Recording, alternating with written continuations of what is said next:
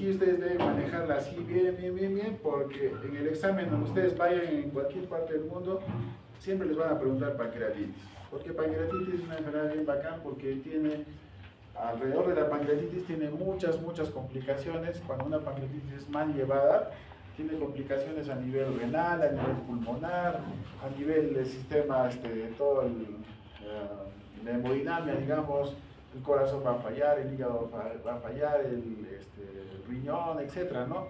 El sistema nervioso. Entonces, una enfermedad que es exquisita, digamos, para estudios de medicina, digamos, porque te va a incluir muchos sistemas y aparatos. Entonces, saber patología de pancreatitis es recontra importante. Como su nombre dice, ¿qué es la pancreatitis? Ya, pues fácil, la pancreatitis es una inflamación del páncreas. ¿Y por qué se produce? Porque, en realidad, ¿cuál es la fisiopatología? En realidad hay varias teorías respecto a la pancreatitis, pero la más aceptada, ¿cuál es? De que cuando uno estimula, ¿se acuerdan cuando uno comía y uno producía colecistoquinina y estimulabas a la vesícula a que expulse la bilis, a que el hígado produzca bilis, etcétera? ¿No es cierto? Igual cuando uno come, estimula que el páncreas comience a funcionar y lo que hace es botar enzimas pancreáticas, ¿no? Tripsina, quimiotripsina. Pero esas enzimas hepáticas son inactivas cuando están dentro del páncreas. Entonces, una vez que las has estimulado y que el páncreas las botó, una vez que salen, esas enzimas comienzan a activarse. Pero ¿qué pasa si está obstruido el conducto? Por alguna razón. Esas enzimas que ya se activaron van a regresar hacia el páncreas, ¿no? Como está tapado, van a querer salir, pero van a comenzar a regresar poco a poco. Y como ya están activadas, lo que van a hacer es actuar sobre el páncreas y lo van a inflamar. Eso se llama pancreatitis. ¿Ya? Entonces, ¿cuáles son las causas que podrían generar esto? Pues la causa más común de pancreatitis es litiasis vesicular, litiasis de la vía biliar, ¿no? Ya saben, es peor tener cálculos escasos y pequeñitos porque esos pasan rápidamente hacia la vía biliar, obstruyen lo que les estoy diciendo y causan pancreatitis, ¿no? Pero también existen otras causas. Existe el alcohol y la ingesta abundante de comida. Y como se pueden dar ustedes cuenta, en nuestro medio, estos tres probablemente sean los más importantes, ¿no? En nuestro medio, de por sí comemos harta carne, harto cordero, ¿no? Es muy común comer carnes rojas, ¿no? Que ya hemos visto que predisponían a su formación de cálculos.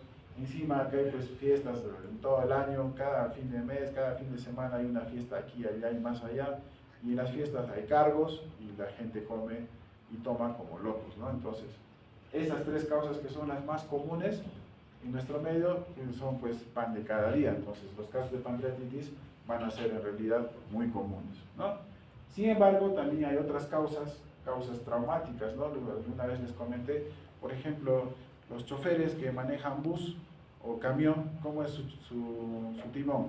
No es así como el auto acá, ¿no es cierto? Si no es acá, incluso manejan así, ¿verdad? Entonces esos cuando se chocan, golpean acá. Entonces hacen traumas abdominales cerrados y pueden hacer fácilmente pancreatitis postraumática, ¿no? Entonces así, ¿no? Entonces, o jugadores de fútbol, codazo, ¡pam! Y después dolor, y sospecha de pancreatitis siempre tiene que existir, ¿no? Esas cuestiones que golpean en esta zona, que está justo en la zona, digamos, del páncreas, uno tiene que sospechar de pancreatitis y el dolor persiste durante varios días, ¿no?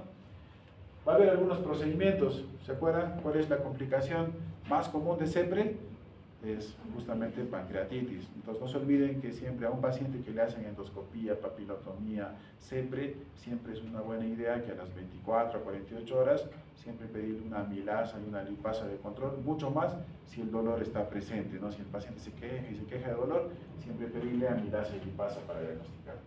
Y otras causas que son causas idiopáticas, ahí están medicamentos, algunas cosas que hay pacientes que aparecen con pancreatitis de la nada, uno los estudia todo y nada, no hay nada y tienen pancreatitis, ¿no? Hay causas idiopáticas. Esta es la fisiopatología que les decía. Hay una reactivación de la tripsina, en una primera etapa esa regresa, hace inflamación y después esa inflamación intrapancreática puede dar otras lesiones, otras repercusiones, digamos, en otros órganos y lo que se va a ver pues inflamación extrapancreática y síndrome de dificultad respiratoria, que es la tercera etapa. ¿no? Entonces hay etapas de la pancreatitis. Esta clasificación o estos términos están en un consenso que es el consenso, hay varios consensos en realidad respecto a pancreatitis, pero el que yo les recomiendo que lean es un consenso que se llama Consenso de Barcelona. ¿Ya? Ese consenso de Barcelona, incluso en el aula virtual se los he cargado, les sugiero que lo lean, y hay algunos ahí. ¿Por qué es importante este consenso? Porque fue alguno de los primeros en el cual se dieron cuenta, o no es que se dieron cuenta, sino que se llegó a la conclusión de que el manejo de la pancreatitis es un manejo multidisciplinario. Es un consenso en el que se han juntado cirujanos, gastroenterólogos, intensivistas, nutricionistas, cardiólogos, etcétera, diferentes personas que se han dado cuenta de que trabajar en equipo para solucionar la pancreatitis es mucho mejor. Entonces, han trabajado en equipo y han hecho algunas delimitaciones respecto al manejo inicial, al tratamiento, al diagnóstico, al seguimiento, etc. Y una de esas cosas es delimitar algunos términos, como son qué es una pancreatitis aguda leve, qué es una moderada, qué es una aguda grave, qué es una aguda crítica, qué es una falla orgánica transitoria, y así, ¿no? Entonces, cada uno tiene una característica, ¿no? En la leve va a haber inflamación, pero va a haber ausencia de necrosis, como de falla orgánica. Esto, por ejemplo, es importante porque estos casos, más allá vamos a ver, las pancreatitis agudas leves, por ejemplo, necesitan operarse, pero al cuarto, quinto día, ¿no? Los protocolos dicen, una vez que el paciente deja de tener dolor, deja de tener náuseas, deja de tener vómitos, esperamos unos 3 a 4 días y lo operamos, ¿no? Y solucionamos su problema de base, que es cálculos por lo general. En cambio, estas de acá no se van a operar así tan facilito, sino a estos pacientes hay que esperarles a veces 15 días, 20 días, un mes, o incluso cuando hay otro tipo de complicaciones, uno tiene que esperar 6 semanas. Por ejemplo, en el caso del pseudoquiste pancreático, lo ideal es operar el pseudoquiste después de 6 a 7 semanas después de la aparición de la pancreatitis, ¿no? Entonces, por eso es importante delimitar qué tipo de pancreatitis tenemos, o el paciente tiene, ¿no?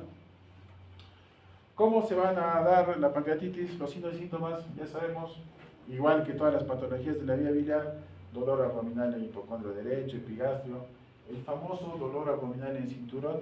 Sin embargo, no se olviden que no todos los pacientes necesariamente presentan dolor en cinturón, pero es clásico, ¿no? Si el paciente cuando viene el de vesícula nada más, viene así. Cuando te duele, acá te dice, ¿no?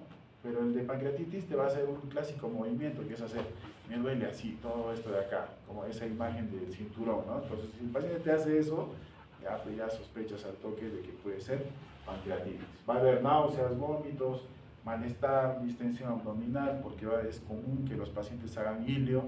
De hecho, hay pacientes que cursan con ilio y que uno al inicio los hace sospechar de oclusión intestinal, de otras cosas, ¿no? Cuando en realidad es una pancreatitis común y cualquiera. Y va a haber otros signos de acuerdo a los órganos. Así, si el paciente está en falla renal, por ejemplo, va a tener pues anuria, va a tener otro tipo de cosas, ¿no? Si tienes falla respiratoria, el paciente va a estar disneico, va a necesitar de oxígeno, va a estar cianótico, etcétera, ¿no? Entonces va a haber signos y síntomas de acuerdo a las complicaciones. Esto es importante que lo sepan. Esta diapositiva es así, pregunta fija, ¿no? Porque yo quiero que interioricen esto de acá. ¿Cómo se diagnostica pancreatitis? Con estos tres criterios. ¿Cuál? Dolor abdominal característico, ¿no? El famoso dolor en cinturón. Si te dice eso, ya tengo un punto a favor. La otra es diagnosticar con laboratorios, con amilasa y lipasa. Este detallito es importante que ustedes se acuerden, porque la amilasa y la lipasa solo sirven para diagnosticar. Es un error, como ustedes van a ver, estar pidiendo amilasas y lipasas de control, que ahorita lo vamos a ver por qué. Y la otra es hacer una evidencia radiológica de pancreatitis, o sea, sacar ecografía, o mejor todavía, sacar tomografía para hacer la famosa clasificación de Baltasar para la pancreatitis, para que nos dé qué tipo de pancreatitis tiene. Esto de acá es importante porque dice que el valor plasmático tiene que ser 3 veces su valor para decir que esto es pancreatitis. Y aquí viene una cosita, esto de acá. La amilasa y la lipasa son enzimas que tienen una vida media, ¿ya? Entonces, esta amilasa, más o menos a las 48 horas, ha subido así en un nivel nivel altísimo, pero después de eso también cae rápidamente, a diferencia de la lipasa, que sube al quinto, sexto día, a su pico máximo, digamos, y después de eso va cayendo. Entonces es como una curva, ¿ya? ¿Se dan cuenta? Entonces, ¿qué significa esto? ¿Y por qué es importante que ustedes lo caractericen? Miren acá, al menos dos de los siguientes tres criterios. O sea, puede ser que exista dolor y evidencia de pancreatitis, más no amilasa y lipasa. ¿Por qué les digo eso? Volviendo a la diapositiva. Si yo tengo un paciente, o sea, yo no voy a esperar, o sea, ustedes van a ser médicos, entonces tienen que no ser cuadrados de decir, no, tiene que decir 3 veces su valor para que sea pancreatitis. Para que me entiendan, es una curva, ¿no es cierto? Lo ideal es de que lo encuentre arriba y ahí sí va a ser más de 3 veces su valor y entonces bacán diagnosticar ahí, facilito. Pero si la pancreatitis está acá arriba, en la subidita, ¿va a ser 3 veces su valor? No, ¿no es cierto? O si está en la bajadita, ¿va a ser 3 veces? No, tal vez esté saliendo. Para eso es importante saber esto, de que no necesariamente tiene que ser amilasa y lipasa positivo. Puede ser dolor y evidencia radiológica. ¿Me entienden? O puede ser estos dos nada más, dolor y amilasa y con tomografía normal.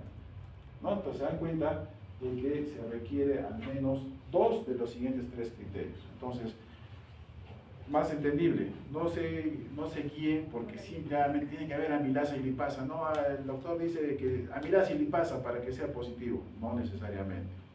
Puede ser que estemos en la entradita y que su amilasa sea bajita, o puede que estemos en la salida y sea también bajita. Otro error es de que a veces utilizamos la amilasa y lipasa para hacer seguimiento. Y se dan ustedes cuenta de que normalmente a las 48 horas la amilasa va a bajar. Así el paciente esté grave, esté boqueando, esté en la UCI, no sé, su amilasa y lipasa va a bajar. Entonces es una mala idea lo que hacen algunos servicios de pedir cada 48 horas y decir, háganle amilasa y lipasa para ver si ya no tiene pancreatitis. O sea, no es, ¿no es cierto? ¿Se entiende?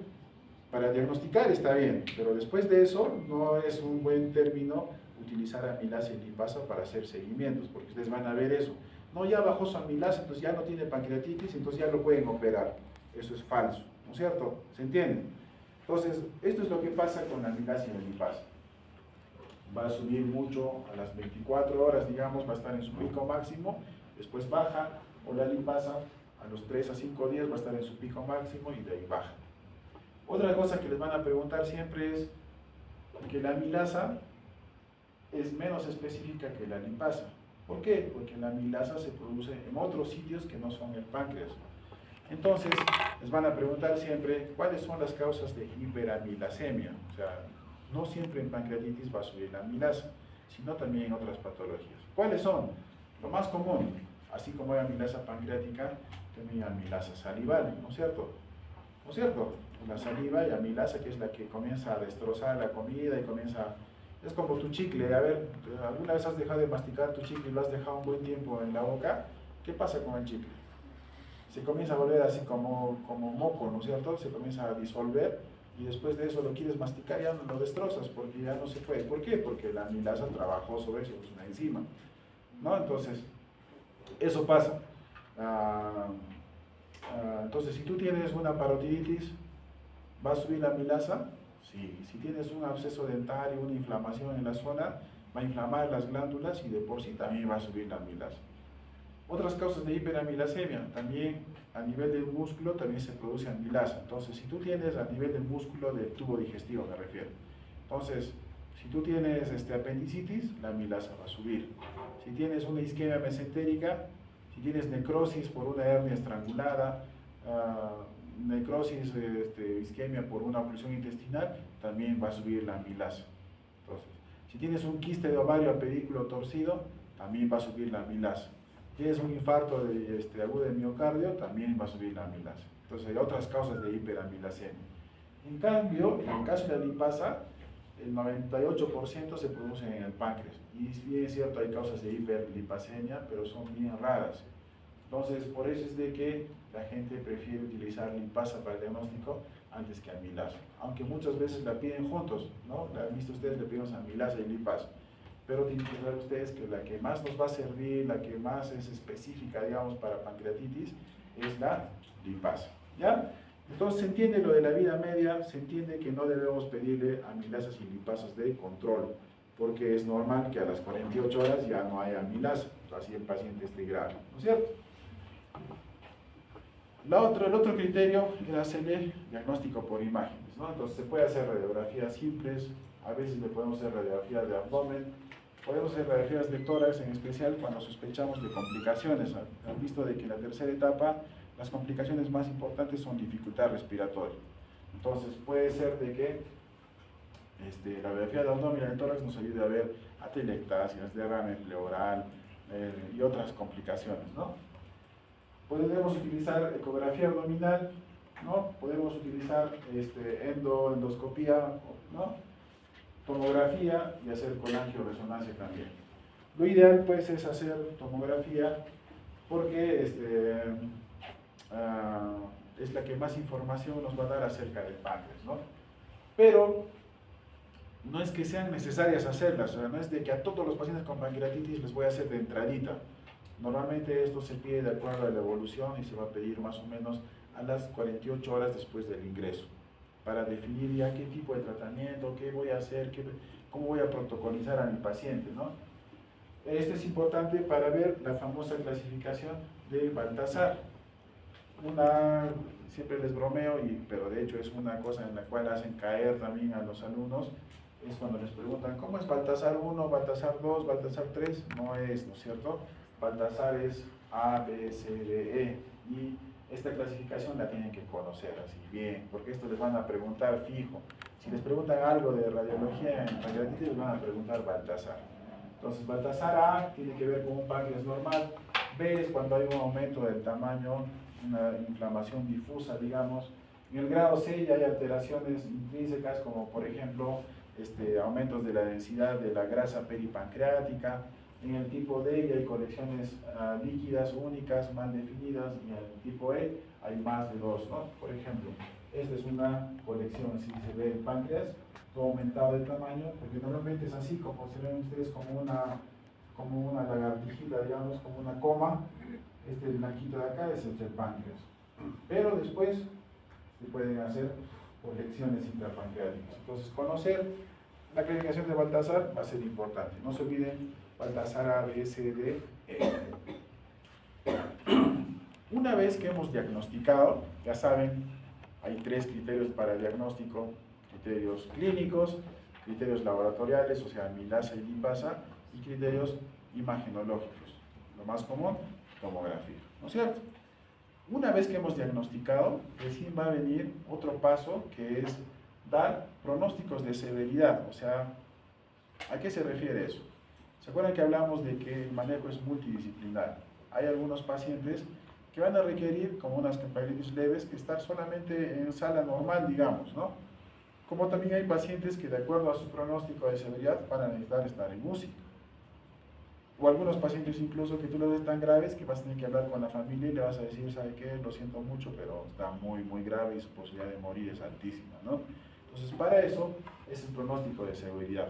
Para ver cuál es nuestra proyección, digamos, de manejo, dónde lo vamos a tratar, qué vamos a hacer, vamos a requerir cirugía de emergencia, qué sé yo, ¿no? O simplemente hablar con el familiar para ver la probabilidad de muerte, porque la pancreatitis es una enfermedad que tiene alta morbimortalidad, ¿no? Entonces, ¿para qué o qué utilizamos para proyectores de severidad? Las famosas escalas, ¿no? Hay, por ejemplo, Apache, hay estas que son las más usadas.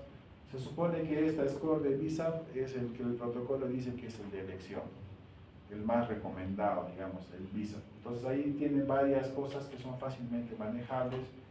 De hecho, este es un buen trabajo de tesis, si a alguno se le ocurre, comparar, digamos, la escala de BISAP con la escala de Marshall o con la escala de Ramsay, y ver cuál es la que más se nos adecua, digamos, en nuestro medio, ¿no? Esa es una idea de trabajo de tesis, ¿no? En el protocolo dice que el BISAP es el más utilizado, el más fácil, porque tienes acá cosas que son fácilmente medibles. Si se dan cuenta, el BUN es lo único del laboratorio en realidad, y de ahí, miren, hay signos escala de Glasgow, que se puede hacer fácilmente. Puedes hacer signos de síndrome inflamatorio, ¿no es cierto?, de sepsis, en otras palabras, temperatura, frecuencia respiratoria, frecuencia cardíaca, leucocitos, que es fácil de medir con hemograma, las edades y la existencia, ¿no?, de derrame pleural. Estos son los que nos van a ayudar, entonces son fáciles de medir. A diferencia de estos, que digamos, hasta hace tiempo era el más usado, los criterios de Ramsson, o el famoso Apache, que tiene un montón de cositas que hay que hacer y que en la vida diaria no son aplicables en realidad, casi nadie tiene. Se han hecho estudios que ni siquiera los de UCI, que son los que más tiempo están con sus pacientes, ni siquiera ellos hacen un Apache completo. Entonces se ha visto de que, claro, bacán todo en el libro, pero en la práctica no es tan usual, digamos, como en Visa, que es mucho más manejable, digamos. Sin embargo, no importa cuál de ellos usen, la cuestión es de que en base a estos uno puede hacer su pronóstico de severidad. Entonces, para hacer pronóstico no utilizamos nuevamente ni amilasa, y ninguno de estos dice amilasa y lipasa. No se olviden, amilasa y lipasa solamente es para diagnosticar, no para hacer ningún pronóstico, ni tampoco para hacer seguimiento, ¿no? Y eso lo vamos a ver acá un momentito. Entonces, ¿qué es importante? Entonces, cuando ustedes tengan pacientes con pancreatitis, dice que hay dos pilares que son importantes en el manejo de la pancreatitis. Una es que tengas un buen estado homeostático, un buen estado de hidratación, y la otra es que manejes bien el dolor. En la medida que el paciente esté bien hidratado y con buen manejo del dolor, probablemente su pronóstico sea mucho mejor. Han visto que ustedes que hay frecuencia cardíaca, respiratorias, cosas que son fácilmente manejables en la medida que el paciente no entre en signos de shock, ¿no?, de SIR, ¿se acuerdan? Entonces, si el paciente está bien hidratado, tengo al paciente con una volemia adecuada, probablemente su pronóstico sea mucho mejor. Y si manejo también el dolor, también su pronóstico va a ser mejor. No se olviden que la pancreatitis duele, y duele de verdad así bien feo, bien feo, es un dolor que es indescriptible. Ya hablamos alguna vez de que había, incluso desde la historia antigua, había 4 dolores que eran los dolores de la medicina, ¿no? Uno era el dolor de muelas, es horrible, alguna vez les ha dolido la muela así de verdad, ¿verdad? En mi época no había tantos odontólogos, pues, ahora hay odontólogos así en cada esquina, pero antes no había tantos, y los dolores de muela eran bien comunes, digamos. Ahora se encuentra odontólogo a todo precio, en todo lado. Entonces la probabilidad de que tengas un dolor de muela en realidad en estos tiempos ya no es tan común, ¿no? Pero el dolor de muela duele. La otra era el dolor del parto, ¿no? Y si alguna chica tenía un hijito acá, ya saben cómo duele el parto, ¿no? El trabajo de parto es una cosa que es así indescriptible, ¿no? Es un dolor fortísimo, y por eso es que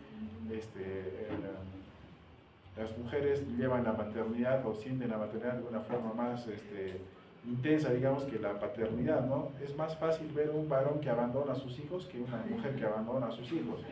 Y justamente por ese detalle, y eso es todo un trabajo, ¿no? Y esa es una de las desventajas, por ejemplo, de hacer cesárea.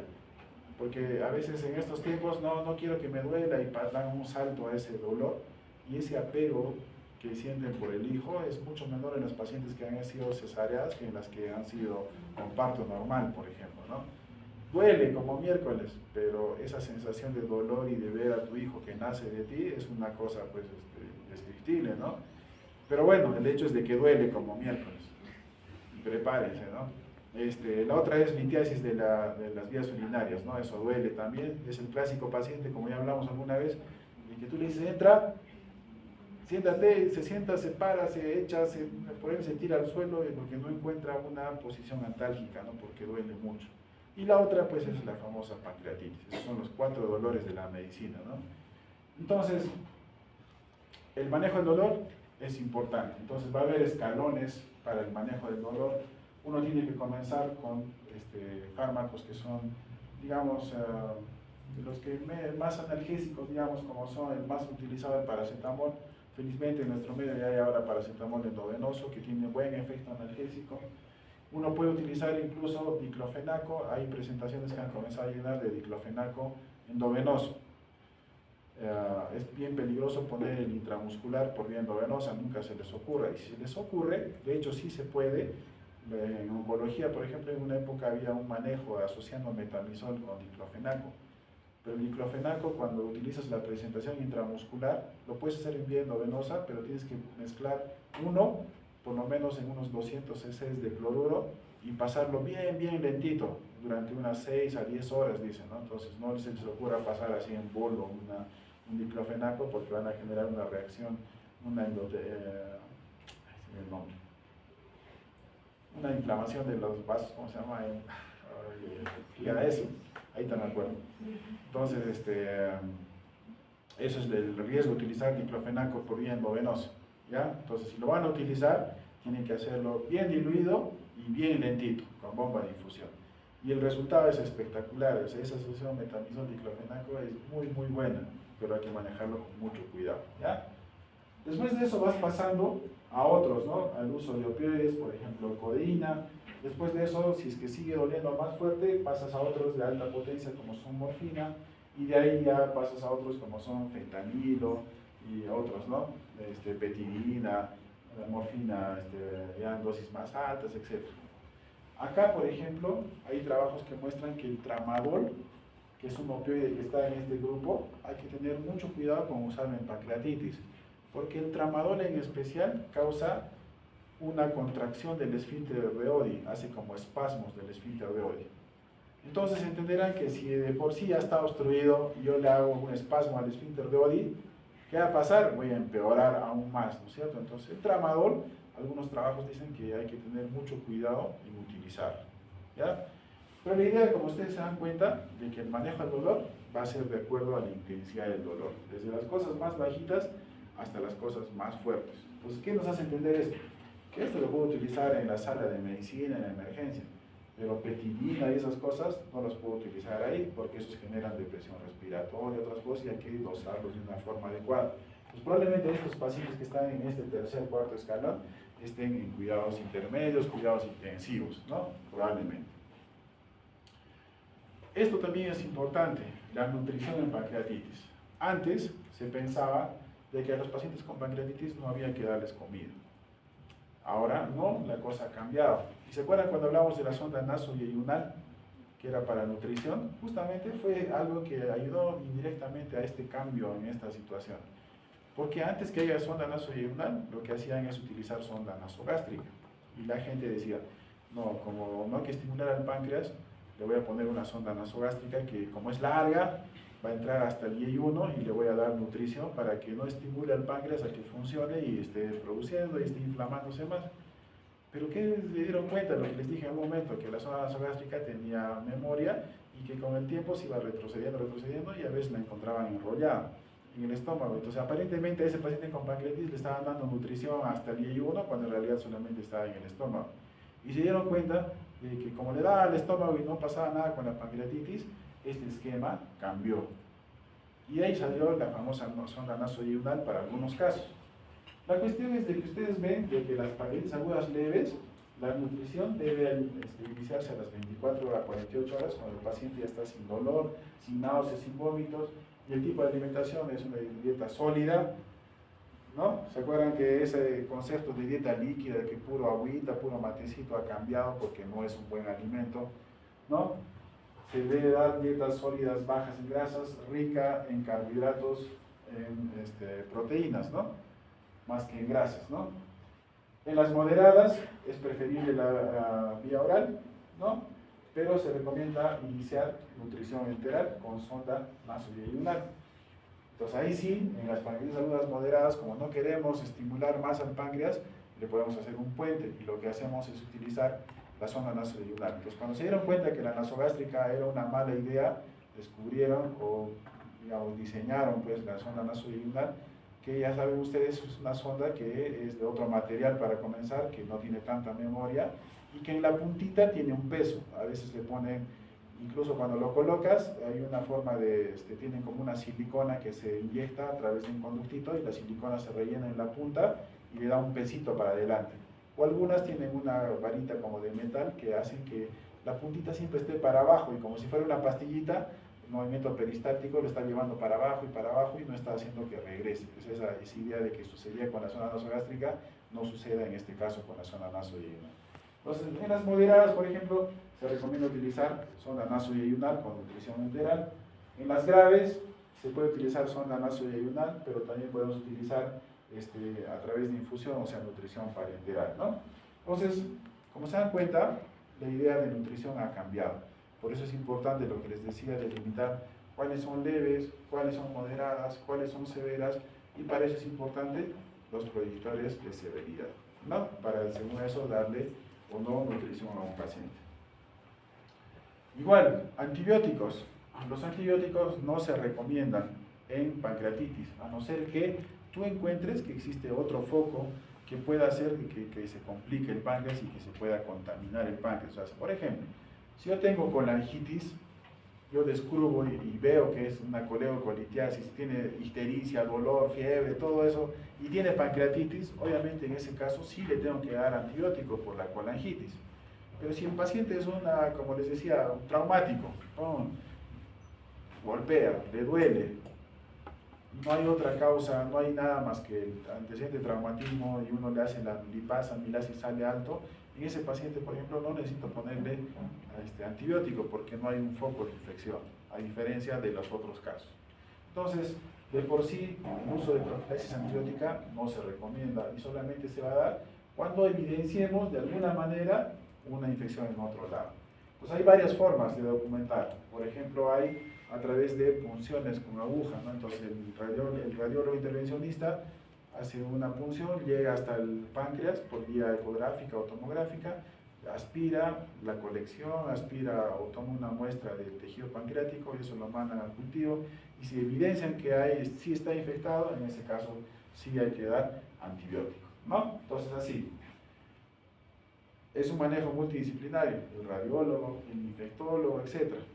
¿Qué antibiótico le van a dar en el caso de que el paciente, ustedes evidencien de que sí está infectado? Pues los protocolos, si ustedes ven, dicen que hay que darle imipenem o meropenem, uno de los dos. Pero en nuestro medio nos va bien utilizando la famosa asociación ciprometro.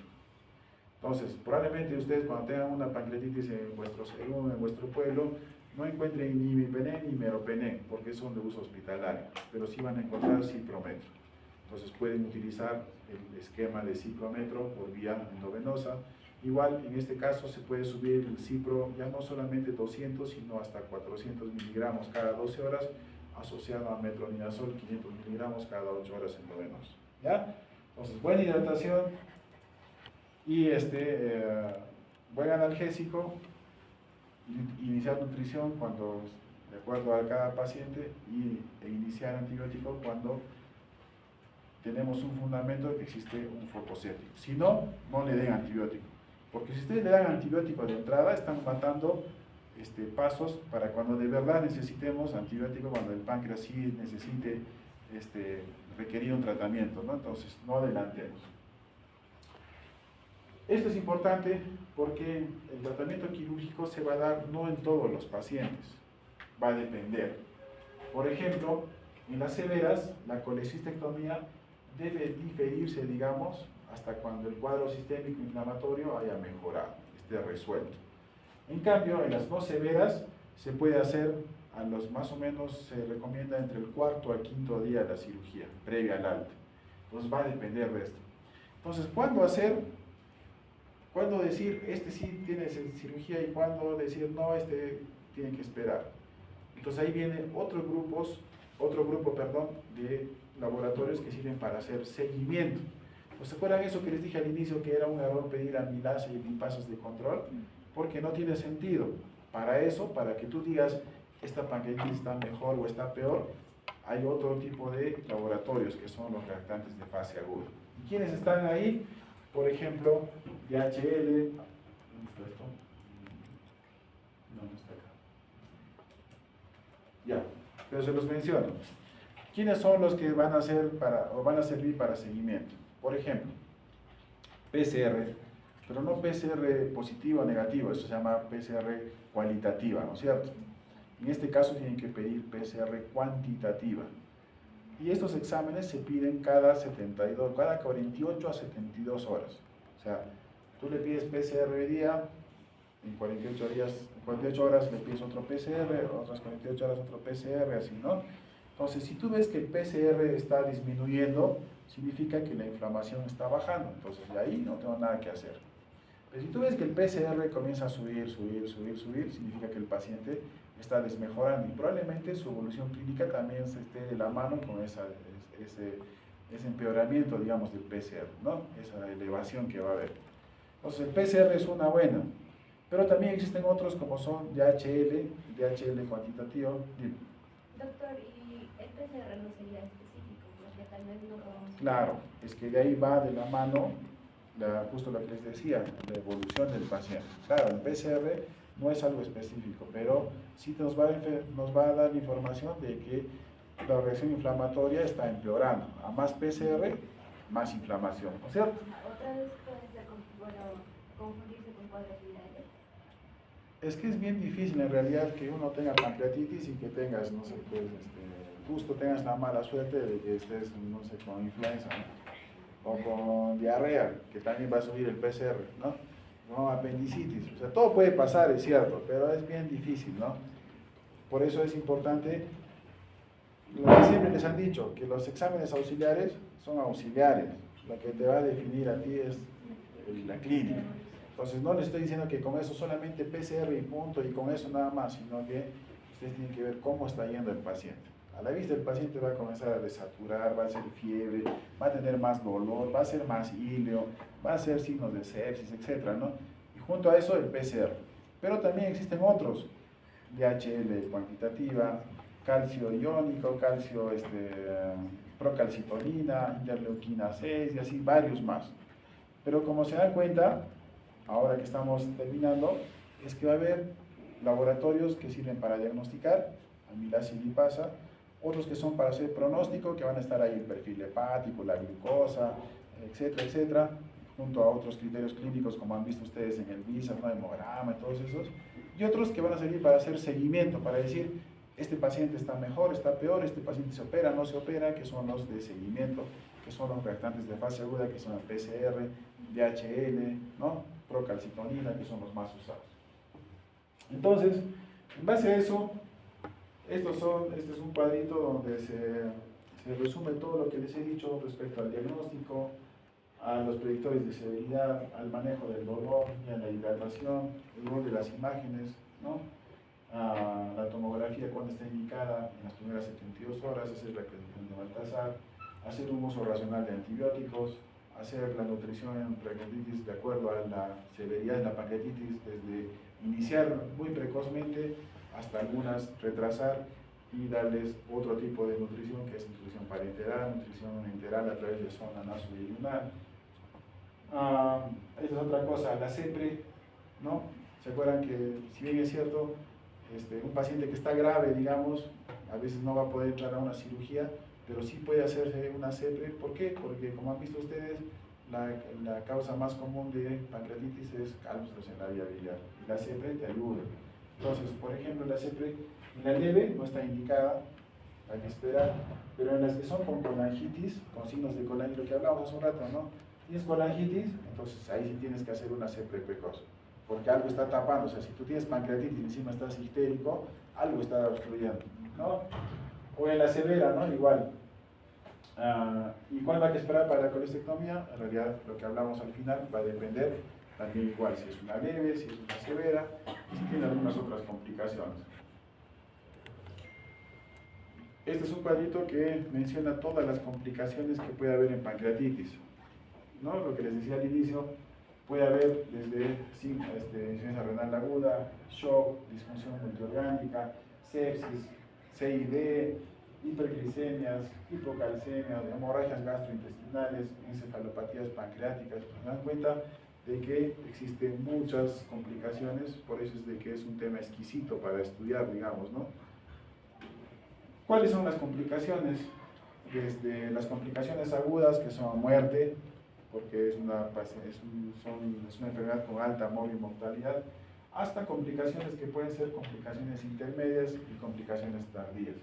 Esto es importante para que ustedes sepan que puede haber dentro de las complicaciones intermedias son las colecciones líquidas, las necrosis pancreáticas que no se hacen nada, mientras que no estén infectadas no se hace nada, Y los famosos, lo que sí van a ver ustedes, el famoso o absceso o pseudoquiste. ¿Qué es el pseudoquiste? Y eso es una cosa que eso sí lo van a ver. Han visto ustedes que en el Baltasare había colecciones, ¿no es cierto? Pues esas colecciones al inicio son líquido inflamatorio en realidad, es como tú te golpeas, haces tu chichón acá, eso es inflamación nada más. Igualito en el páncreas, la inflamación genera pues líquido inflamatorio. Y a veces el líquido inflamatorio puede ser difuso, por eso es que en el Baltasar B hay un aumento del volumen, ¿no? Pero en otros, a partir del C, el D, han visto que ustedes que esas colecciones comienzan a localizarse y a hacer una o más colecciones, ¿no? Entonces esas colecciones, con el tiempo, como cualquier líquido inflamatorio, pueden desaparecer, por eso es que hay que hacer seguimiento tomográfico para ver si esos desaparecen. Pero en algunos casos, alrededor de esas colecciones, comienza a epitelizarse, comienza, igual que con las fístulas, igual que en otros casos, como una reacción normal del cuerpo, trata de englobar eso, ¿no? Y que eso no se vaya para otros lados. Entonces, esas colecciones se comienzan a epitelizar alrededor. Y cuando hay epitelio alrededor, eso se llama pseudoquiste pancreático, que es diferente a un quiste. ¿Se acuerdan del quiste? El quiste sí es como el quiste ovario, que tiene sí ya una cápsula, digamos, ¿no es cierto?